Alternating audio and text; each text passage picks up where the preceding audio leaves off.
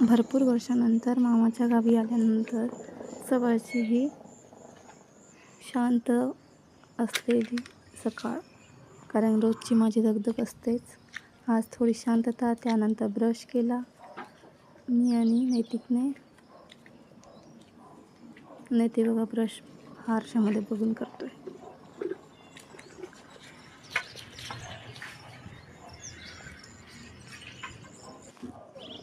त्यानंतर चिमण्यांचा किलबिलाट आणि माकडांचा सकाळी सकाळी अभ्यास.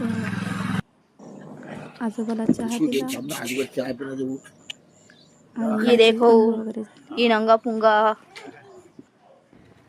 मग नंतर जात होतो माझ्या बहिणीकडे, म्हणजे मावस बहीण, तिच्या घरी.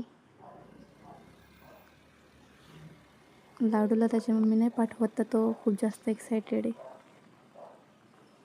बहिणीची मुलगी म्हणजे माझी मुलगी,